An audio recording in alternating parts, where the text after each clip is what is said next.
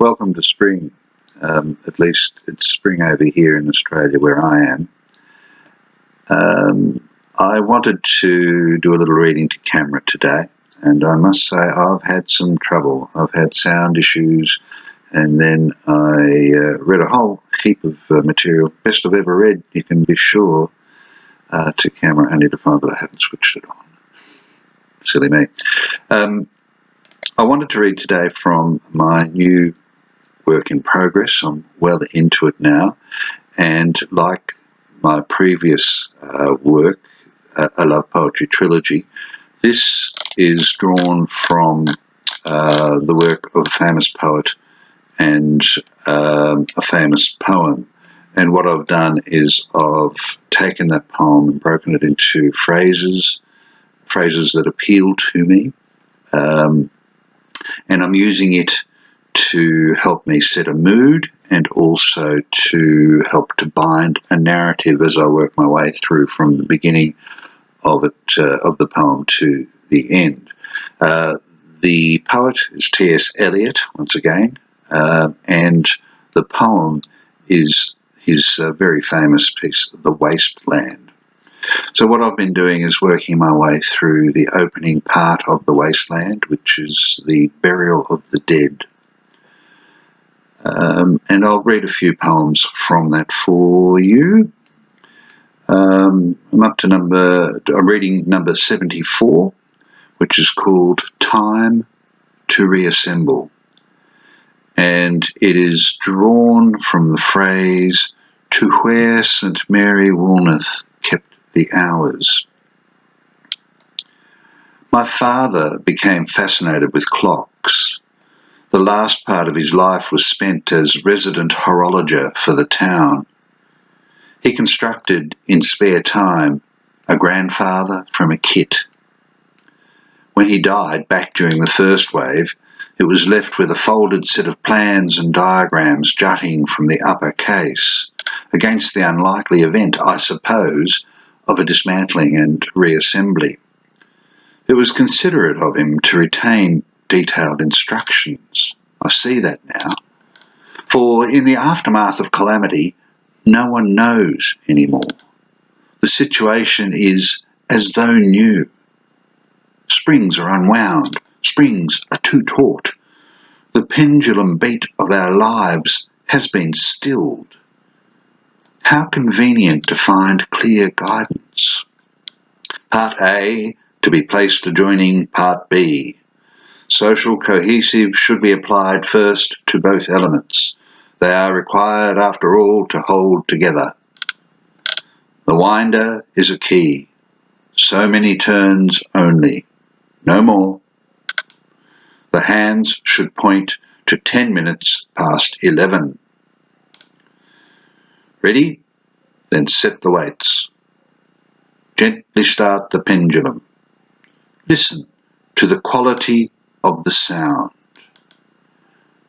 Tock, tick, tock, tick. Is it a little ragged? Yes, that is to be expected.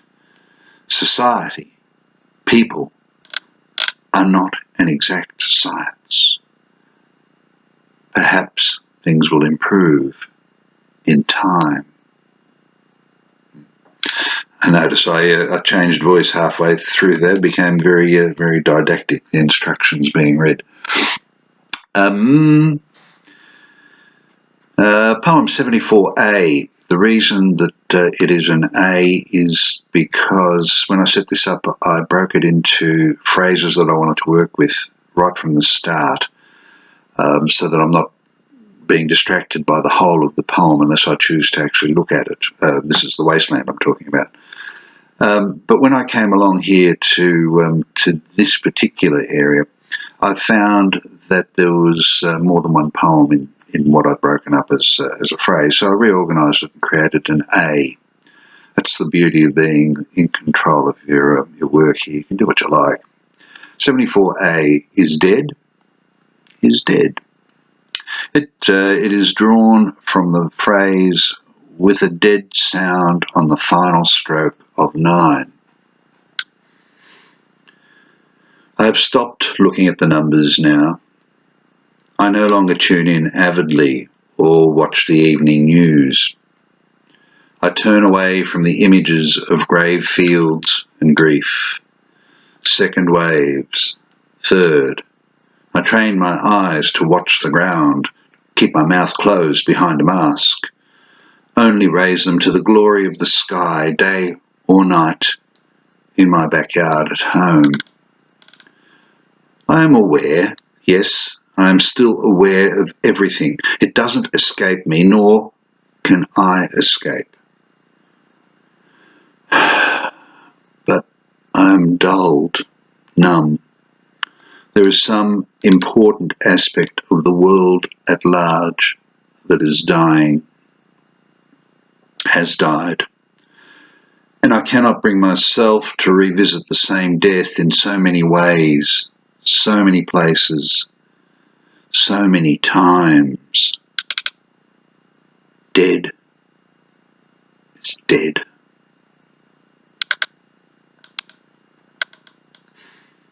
Poem 75. A mystery. Who now knows? It's drawn from the phrase, there I saw one I knew and stopped him. It is hard to know a person when they are enswathed by a mask or behind a scarf. I stopped mid-stride at the supermarket. A voice I knew had come alive. A glance around and a glance around. Nobody familiar. It was just a voice distorted by a mask. Just a purchase from the deli. I am a well-known stranger now. People recognise me by my gait and stoop. The colour of my faded hair, so grey. I hardly know myself, and my telephone will not say hello. It does not know me by visage. Reluctant, too, to read my fingerprint as though it is mine. A 6-digit entry or show your proper face is the message I get. Did you smile at that? Did you think a grin? I cannot tell and do not know.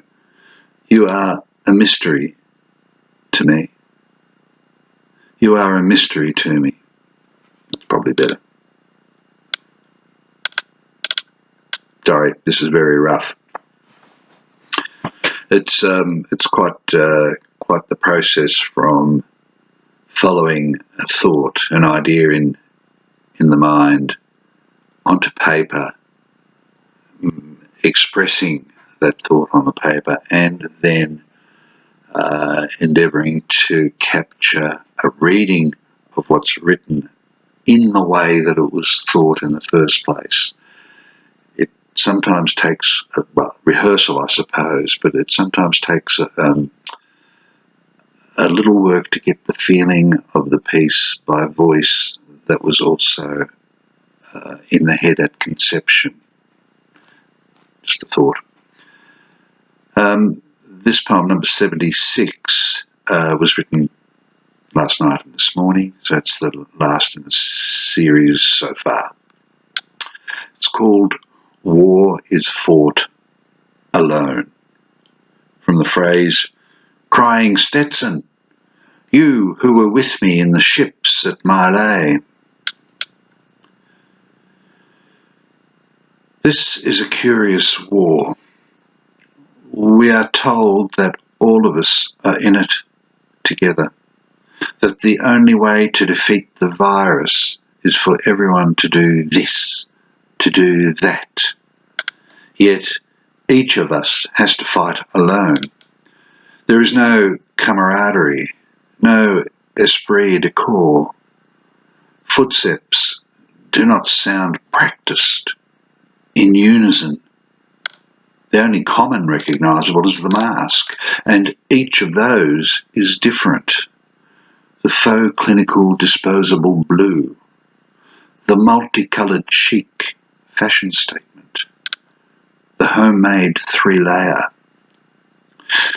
We are all at war, alone, and the sight of our fellows in another state, perhaps just a couple of miles away across the border, enjoying a restaurant luncheon, an intimate, unmasked glass of wine and conversation, is jarring, engenders a sense not of common cause, but of imprisonment by arbitrary line drawing, a punishment being inflicted for the sin of living in a declared war zone. That's all for this morning. Thank you for listening. I'm aware that I may have mispronounced a couple of words in that little reading, and I promise fervently that I'll hunt up correct pronunciations, or indeed feel free to refer me to them. That's fine. Thanks a lot. Talk to you soon. Bye.